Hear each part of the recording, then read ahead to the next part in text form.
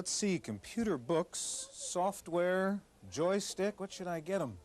If you're trying to figure out what to get the hacker on your Christmas shopping list, Gary, Wendy Woods, Paul Schindler, George Morrow, and I will be here in just a minute to give you our picks for Christmas presents from the computer store on this special Christmas edition of the Computer Chronicles.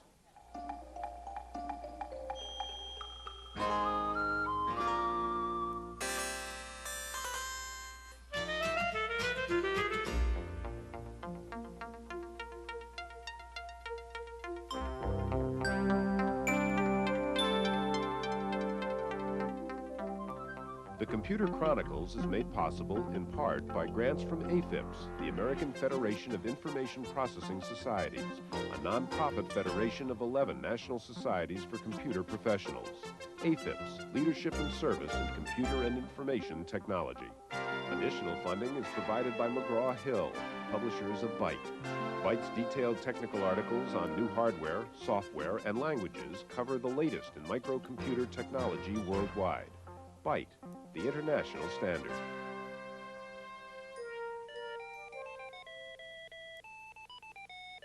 Welcome to the Computer Chronicles. I'm Stewart Cheifet, but this is either Gary Claus or Santa Kildall. I'm not sure which.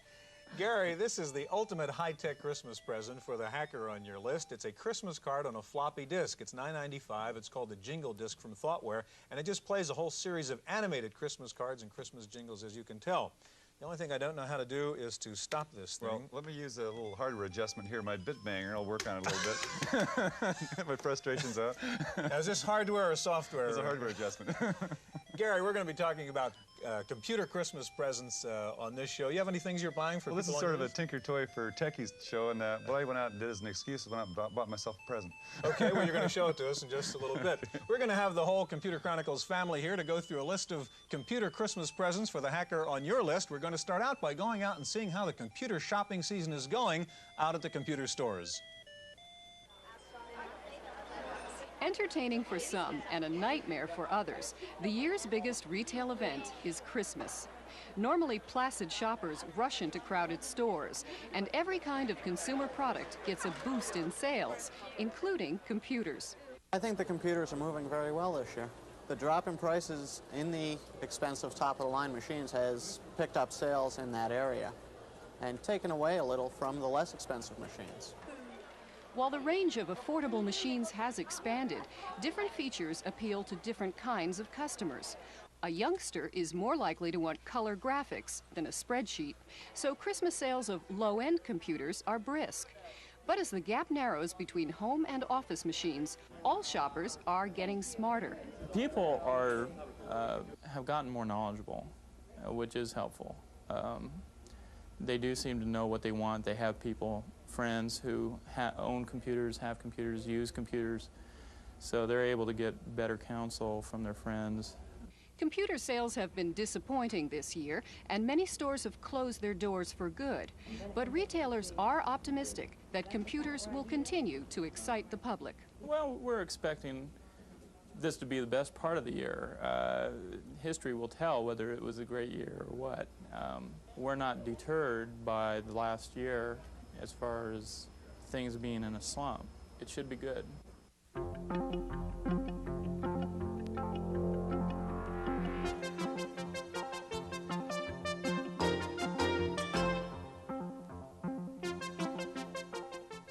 Well, joining us now in the studio are a couple of characters I'm sure you're familiar with if you watch the show. Here's Santa Claus over here, Gary Kildall, whom you all know, of course, already. Paul Schindler is joining us. Paul, our regular software reviewer, and in his other life, the senior West Coast editor of Information Week magazine.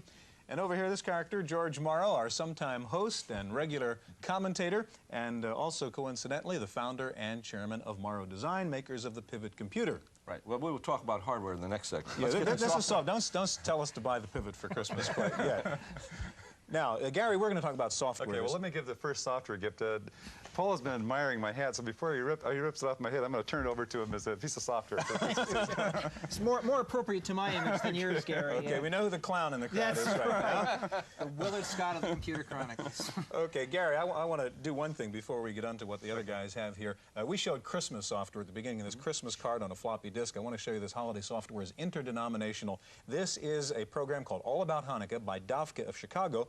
and it has a bunch of different programs in here to help kids celebrate the Hanukkah season. And one thing you can see is it actually lights the menorah for you, tell it how many nights you want to light, and it lights up the menorah for you. So you've got Hanukkah software, Christmas software. Kids is a big part of Christmas, obviously. And what have you got? The way that I looked at this, there's many opportunities to spend a lot of money in the computer industry. Sure. Yeah. Expensive software that goes $100 on up, add-on boards, things of that sort. If you're trying to get an inexpensive gift, one possibility is to go into a bookstore and trying to find something that's appropriate for a child or an adult, whatever. The trouble is, you go into a store and you're going to find anything from ABCs on up to textbooks for artificial intelligence. Now, I took two cases. We have 3 kids at the home that all like the computers in one way or another. Forrest is 9 years old. You didn't want to spend a big bucks, Gary. Yeah, right. That's what she was. And Forrest likes to play games on his Commodore 64, but he also liked to learn BASIC. And so one book that I picked up for him was his Kids in the Commodore 64. And, of course, this is it's not oriented toward playing games, but oriented toward learning BASIC. Now, the important thing here is it's got a lot of cartoons, and it keeps the interest of the child, and it's only $13, so that's a good start. Now, Christy is, on the other hand, likes to play around with the Mac and draw pictures and this sort of thing. Daughter. The daughter, and she doesn't like to want to learn to program or anything else, but she likes to draw. And so this book here, Becoming a Mac Artist, is an example of one that's very much oriented toward her needs of learning how to create repeating forms, for example, repeating border samples, and shows her how to use this thing in a way that, let's say, an illustrator would learn to use machine. You're going to keep the surprise in Christmas, keep them from watching the show before Christmas Day, right? Okay, Gary, I'm very proud of you. You didn't tell us to buy concurrent, CPM, or GEM, or any of that stuff. Those are too obvious.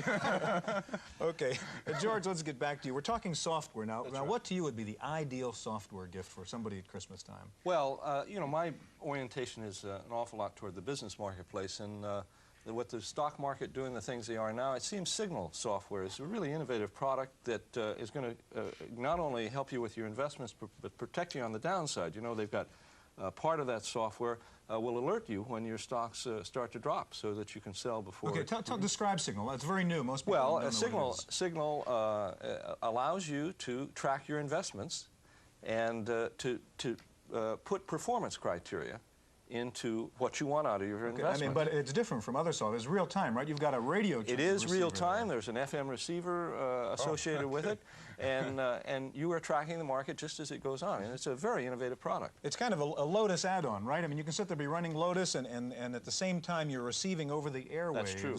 That's true. Stock quotes. That's right. Stuart, the thing that strikes me about Signal is that I have friends who are serious professional investors. It's hard to talk about serious and professional that as recently as 3 years ago were offered that capability at a cost of, if memory serves me, $8,000 for the software, and you had to have a separate telephone line to receive the quotes from the market, and Signal is a few $100s. That's right. No, it's quite a product. It's part of this whole movement. Everything gets cheaper and faster. Okay, so now, go ahead. Now, there is a product that I wish was around this Christmas. I'd like to have a product where I could give a gift membership to a users group, but I haven't been able to find that. I think that would be a really good product. Okay, well, that's not available yet right now. Okay, Paul, you're the software genius here, and you've got some packages there. What are your software picks for Christmas? Well, I brought a few. You asked me to pick my favorite packages, and so I looked through the last couple of seasons of reviews, and I picked the packages that I really like myself, the ones that are daily of the most use to me. A child's mind. Yeah, exactly. Exactly. One of the things, just in passing, George, you can give Christmas memberships for sure that I know of to the Source, and they'll send a little certificate. And in fact, because I gave one 2 years ago as a Christmas gift to a friend of mine, it's I don't know what the current pricing is, about $100 to join, and probably CompuServe allows the same thing. And for people who aren't yet into bulletin boards and communicating, that's a terrific Christmas gift. Well, the reason for my comment about the user group, it is the best source of support for any computer use. So in other words, it's going to be like when you get that Christmas toy on Christmas morning, you're not going to know what to do with it. You're going to have to go to the user group. Exactly right. Well, I am not a lot to show, but my word processor. Now, everybody with an IBM PC says that their word processor is the best one in the world, but they're all wrong, and I'm right. This one is it's from a company called XyQuest in Bedford, Massachusetts. Now, it costs $300, but it's called Xyrite, and it is, I'm sorry, it is the best. You reviewed this word processor. I think we reviewed everything that I'm talking about here, but I brought them because they're my favorites. I use it every day. Now, is it the best for everybody? Maybe not. But for a professional writer like me, it's the fastest. world's worst documentation, but it's fast. However, Christmas is mostly for kids, and so I brought along one kid thing and one piece of software for people who are kids at heart. The kid software that I brought along is Reader Rabbit. Now, this is $50. And it's made by the Learning Company in Menlo Park, we have California. this up on the Apple. We have it up on the Apple. Let's sort of run through how this works, and I'll hit the buttons. You tell me what to do. I'm one behind Gary here. I have a 4-year-old and a 1-year-old. The 1-year-old isn't on the computer yet, but the 4-year-old takes lessons on an Apple twice a week, and this is one of her favorites. Now, you'll see here, it's going to give us a pattern to match to. Now, George asked me before we started, how long would a kid be interested in this? And I know it seems amazing, but my daughter's been using this thing for months. Go ahead and push the space bar. And you'll see it'll give us a pattern. We're looking for words that start with, hit the space bar, quick. Okay, we can't. Otherwise, we won't we're looking for words that start with G. That's right. You got to be fast with this one. This is a test. This is a test now. I do what a 2-year-old. Let this go, and it drops into the garbage can. And I know it seems boring, and I know it seems pointless, but teachers tell me it helps teach you to read, and my daughter tells me... That's a take. What happens? Reader Rabbit dances. Okay, and it's a reward, and it doesn't seem like much of a reward to us, but what can I tell you? Kids are different. Really enjoy it. What else Kids do you enjoy have it. there, Paul? I've got Ultimate Trivia, which is a game for grown-ups, and I just found out today that nobody on the staff here of the Chronicles believed me in my review when I said I play it every morning. I do play it every morning, and in fact, I have to turn the sound off. The hat really does fit. I have to turn the sound off to keep my wife from asking me, well, why aren't you working, Paul? I work at home. $50, Ultimate Trivia from Mentor Learning Systems in California somewhere. How does it help your day? It gets me, I like to play trivia. It gets me started. It gets the juices going in the morning. Something like a cup of coffee for the normal person. Yeah, for a cup of coffee from Santa Clara, California is where Mentor Learning Systems. Real quick, we only have a couple minutes. Back up.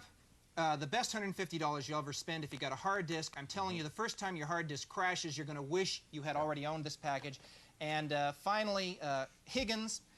Dullest packaging on the market, $400. Most expensive package I'm going to recommend, but I'm telling you, if you need to get organized, it's aces. It's absolutely top-notch. Kinetic Systems, Portland, Oregon, and I highly recommend it. Now, Stewart, you have something also. I sure do. This goes back to kids, I think, and this is one of the cleverest uses of a computer I've ever seen. If you have an Apple II at home and if you have a kid, this is great. It turns your computer into a kind of a science-chemistry lab. What you do is go into the joystick port with this little thing. You've got a thermistor, measures temperature over here, a photoelectric cell that measures light, and you've got all kinds of different electronic meters now. For instance, I can pick thermometer, go into the thermometer mode, and we'll tell it to start measuring temperature. And here it is, and it's telling it's 90 degrees in the studio right now, guys. That's really clever. Okay, now I can get out of that, and let's see if I escape and get back to this main menu. We'll get to our light meter here, and I can show you. We'll find out how many foot candles are going in the studio right now if I tell it to start. And there we go, 3.1 foot candles. There's our little light meter going over there. It also has a timer in here so you can, do experiments and actually time them. Let's see, I've got to get back here to go down to our timer and call up the timer. And you'll see this is pretty neat too. You get a timer over here, you can start it, you have a digital readout, your little timer keeps on going. Clever. So you can time your experiments. We can get out of that. And finally, there's another terrific feature in here, which is this thing called Strip Chart. And if I go into Strip Chart, I can actually draw a graph of the results of what it is I'm measuring. So here we go, and we can see this is just a little typical thing. And if I hit go, there's it going along there, and I'm not doing anything right now, so whatever it is I'm measuring isn't changing. Anyhow, I think this is a terrific way to turn a computer into like the chemistry kit, except right, it can't stain and it can't blow up. Well, it may blow up. Anyhow, it's called Science Toolkit, and it's from Broderbund. Okay, we've been talking about software. We're going to have Wendy Woods join us in just a moment, and we'll take a look at some of the neat hardware presents for Christmas on your shopping list, so stay with us.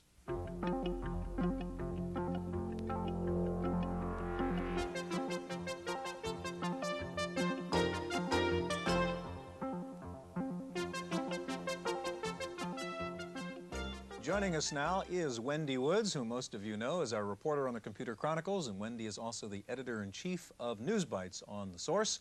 And back with us is George Morrow and Gary. That used to be Paul Schindler just a minute ago. Now, what kind of toy is this you've got? We got him all mic'd up and ready to go here. Wendy, you brought A.G. Bear in here. What's he all about? Well, A.G. Bear is one of my favorite toys this year, and if you like computers, this is the toy for your kids or for yourself. This is one of those toys that's come out of Axelon, and they're putting microprocessors in little bears and cats. A.G. Bear is that Nolan Bushnell's? Nolan Bushnell's firm, right, in Sunnyvale.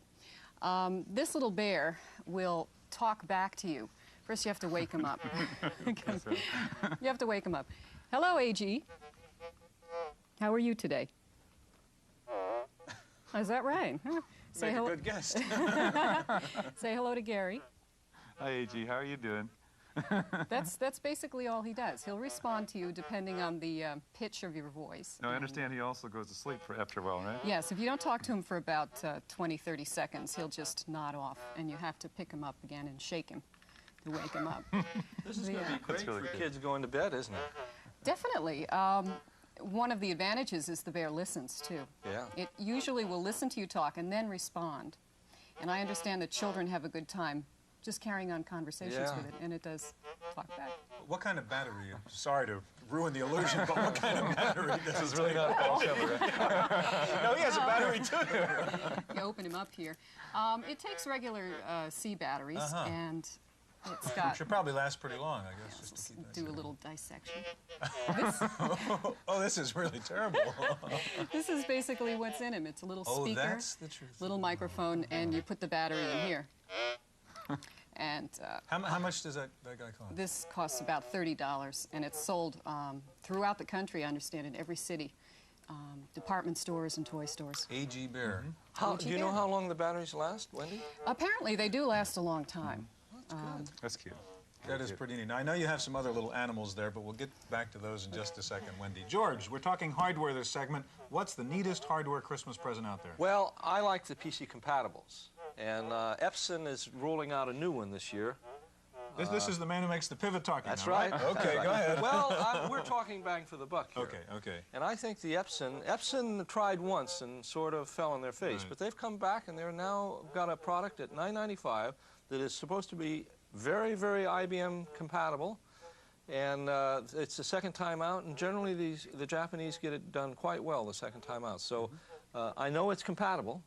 The price has got to be right at $9.95. What's included at $9.95? I mean, drives, memory, and so on. You get one drive, you get 256K of memory, you get you don't get a monitor, but you do get the graphics card, and so it's a fairly complete machine, not totally complete.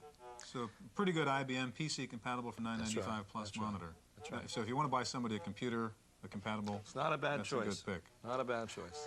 Okay, he wants to buy an Epson computer, and you want to buy a printer, which isn't an Epson. What do you got? I'll tell you, I thought about this problem of what would I want, what would I actually use, and I went through, I just went to Comdex and looked at all the new things that were going on there, and I guess Could you get him to shut up? Take his battery out. We love you, AG, but we're going to have to put you over in the corner. ahead, I went Gary. through things like voice recognition and speech synthesis and image scanners and things like that, and I thought those are all really neat gadgets, and I love gadgets, but I thought it'd be practical and say, what would I really use? And in fact, a couple weeks ago, I picked up a little printer for doing some debugging work that had on a particular program that used a printer, and I went down and found this Loki Data 192. And the reason I like this one, and I'll say this is actually I'd say a group of printers in this category that are very lightweight. You can put them in a briefcase. You can carry them along with the compact, for example, with your transportable computer system. And I hadn't purchased a printer for years, I think, and last time I purchased probably an old Centronics 101 or something like that. And I found that this little machine did the same thing that those old bulky machines did that cost $2,000 a few years ago. It does all, in fact, it does everything. It scrunches the paper up when it misfeeds and everything. All the bad habits of the old printers. But I'd say from my standpoint, from program developer, if you have someone at home that likes to write programs and don't have a little printer, it's a good choice. How much does it cost, Gary? I've seen them from $400 to $500 in that price. And how much does it weigh? I didn't get the exact, I don't know exactly what it is, but it's very lightweight, and they come slightly larger, but it's a nice fit with a portable computer, something like that. Now, it's a dot matrix printer? Dot matrix printer, near letter quality. Near letter and quality. again, I don't want to endorse this exact computer, Sure. this exact printer, but the idea is that we have some really nice, small, portable printers like this right now that are on the market. Okay. You know, there are a class of developing printers that are even smaller than that run from batteries. The printing quality isn't nearly as good. Right, and I think in this particular case, what I'm looking at is my personal computer that I use is a compact 286, and that kind of a computer system is a large memory system, a hard disk, and things of that sort. It's really not the kind of thing you use on an airplane, but you're going to have an AC plug, and you want this thing to run very, very fast. 160 characters per minute is Now, nothing. that is very fast. Okay, speaking of using on an airplane, or using in the bathtub for that matter, here's my pick, okay? This is a tiny new little computer. I guess you can't even call it a microcomputer. This is just a delightful little machine. It's called the Access, and it just came out from a company called Mellar Technologies of New York, and it's an incredible little machine. It really operates a lot like, say, a Radio Shack Model 100. It obviously doesn't have a real great touch-typing keyboard. It's a lot smaller, isn't it? But it's a lot smaller, but it's interesting. Even though it has a 40-column by 8-row screen, which isn't too bad, you can actually create 80-column by 24-line documents and window across them. So it'll wrap it whatever size you want. It opens up in a nice function menu like a lot of those other portables do. It has a built-in word processor, which isn't too bad, so immediately I could go, say, to my text menu. Excuse me. The thing I like about this is it's pretty clever in its file searching capacity. So besides the word processor, it handles files almost like a filer, like a database manager. So if I want to go find a particular file in here, I can just find it normally and give it the file name. But if I don't remember how often we look for a file, we forget what you called the file. Okay, it'll do a keyword search of all the files. Say, give me the file that had Kildall's name in it, and it'll come up with it. Or if I can't do that, I can call up files by the first 6 lines of each document, and it'll just scan through those if I don't remember what it was called. Do you have a way of communicating them with another computer system, transferring Well, these files that's back and actually the forth? beauty of this. It's got a modem, comes in with, it's got a little port right over here, and it comes with an acoustic coupler. So the theory is you carry this around, you're at the airport, you can't get to a modular plug, you just go to a payphone, put it on. It's got the built-in communication software in here. I guess I can go back here, and one of the choices is telecom menu. And you can see I can get in there. So I can go get Wendy's News Bites off the source, or call up CompuServe or Dow Jones or my home banking or whatever. I can easily download things in here. I can upload to my computer back home. I can go right out of this port. It's a miniature little It's a real computer computer. system, yeah. It really is quite amazing. We should, for the viewers, I guess we ought to mention that the screen is really excellent. It has very good contrast, and there's very low It's quite reflection. amazing to get the 40 columns and the 8 pretty good. Now, another thing I like about this is, watch this deal. It has 40K internal memory and 64K memory cartridges. So you can carry a couple of these around in your pocket, have a lot of storage, and they're coming out with application software on these cartridges. You just shove it in there, and there you go. That can be either RAM or ROM then. That's right, exactly. And it runs on a very little battery back here. Runs for about 10 hours, not plugged in. Is this programmable in any sense? Could you go past the word processor and actually do any programming? I understand, not yet, but I understand you'll be able to buy a basic cartridge or another programming language cartridge. Which And did you say the price of this? To program. It starts at $500 depending on the memory configuration. So we only have a minute left, and I want to see what those cats are all about. Okay, Wendy. these are called Petsters, and they're another toy from Axlon. Right now it's just a cat. Apparently next year they're coming out with a dog. Petsters are responsive to your voice or to claps. I guess so. And they have minds of their own. They supposedly will purr if you say purr, but I haven't been able to get them to do that. Clap. Go to You have 2 of them. Now, do they mate? Is that one of their tricks here, Wendy? No, I just thought it would be double trouble. Go ahead, clap. Oh, There we There it go. goes. Well, that's close. hardware comes to the hardware designer. Okay, now. Go ahead.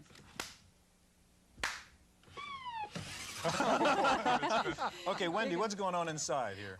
Well, there's a little custom chip in there, and it's got limited voice recognition.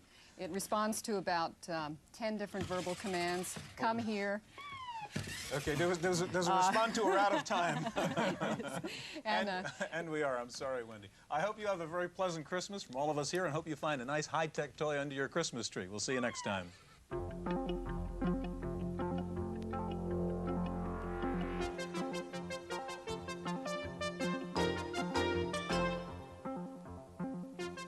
In the Random Access file this week, December computer sales are looking good, but not because of Christmas. The most activity seems to be in business computers, where buyers are motivated more by year-end tax considerations than by holiday giving. Projections now are that home computer sales will be slower than last year, while office computer sales will be up more than 30%. At the low end, the surprise hit of the season is the orphaned Atom computer, which is selling better than it did last year. Discounts on the PC Junior and on Apples are also pumping up holiday sales. The rumors are getting hot and heavy about IBM's new operating system. One version of the story is that Microsoft will come out with a generic DOS 5.0, but that IBM will come out with its own superset of 5.0 that will take advantage of the AT's 8286 microprocessor, but still be compatible with existing DOS software. The main features of the new DOS will include better graphics, addressing more than 640K of memory, multitasking, and connectivity with mainframes. It may just be coincidence, but now that Steve Jobs is gone from Apple, his former partner Steve Wozniak is buying up Apple stock. The WAS reportedly has bought $5 million worth of Apple shares and plans to buy more. Data General says it has a new lap portable that will have a built-in hard disk drive and an easy-to-read screen. The new product is being described as a laptop XT. In our legislative update file, the chairman of the House Government Operations Committee says the Social Security Administration's new computer system is a mess, suffering from missed deadlines, cost overruns, and political problems. The computers are now expected to cost nearly $1 billion, almost double the original estimate, and 2 Social Security officials have been found guilty of soliciting bribes in connection with contracts for software. It's time for our software pick of the week, and here is the unbribable Paul Schindler. You know, it doesn't seem to take much to make a boot kick, right? But if you think of a boot as a metaphor easily grasped by children, you've made the first step into the world of make-believe, in which you'll find Rocky's Boots. This is one fantastic, complicated game. Even adults can learn from it. MIT graduates like myself may have to pinch themselves to be sure they've not died and gone to heaven. This program works okay with a keyboard, but it's a lot better with a joystick. Like other Learning Company games, the on-screen image is one of walking through a series of rooms, learning things. In Rocky's Boots, what you're learning about is electrical circuits. The cursor provides electricity, which runs the circuits. Sensors are connected via wires to clackers. The program teaches young people about real logic circuits. This is not just a dry tutorial, it's a game. So anytime you want, you can go into the big room and test your skill at building the kind of big machines that Rocky really likes. Can you build a machine that kicks out only blue crosses? If you succeed, you can get Rocky to dance. Well, we didn't manage it this time, but you can if you buy and use Rocky's Boots, a real kick, for $50 from the Learning Company in Menlo Park, California. For the Computer Chronicles, I'm Paul Schindler. You want software? Listen to this. Reference Technology is selling a CD-ROM for the IBM PC that has over 8,000 programs on it, and it's free if you buy the optical drive for $1,600. Borland International is reportedly buying up the electronic publishing rights to reference works like Bartlett's, the Columbia Encyclopedia, and Black's Law Dictionary. Can the Turbo reference disc be far behind? If you have a PC Junior and you're determined to use it for business, you can now buy a hard disk drive for the Junior. It's $800 from TW Technologies. And if you need a break from staring at spreadsheets, there's a new RAM resident program called Chuckle Pops. It stores hundreds of jokes in your computer, so when you get fed up trying to figure out where cell H27 came from, you can take a laugh break. It's $14.95 from Enlighten Software. Finally, Jack Tramiel had the last laugh at the Winter Comdex. Atari was probably the only company that knew it would make money at Comdex. Why? Because Atari sublet its big booth to 45 different software vendors who were writing for the 520 ST. They each paid Tramiel $1,000 for the right to help man the Atari booth. That's it for this week's Chronicles. We'll see you next time. The Computer Chronicles is made possible in part by grants from AFIPS, the American Federation of Information Processing Societies, a nonprofit federation of 11 national societies for computer professionals. AFIPS, Leadership and Service in Computer and Information Technology. Additional funding is provided by McGraw-Hill, publishers of Byte. Byte's detailed technical articles on new hardware, software, and languages cover the latest in microcomputer technology worldwide. Byte, the international standard.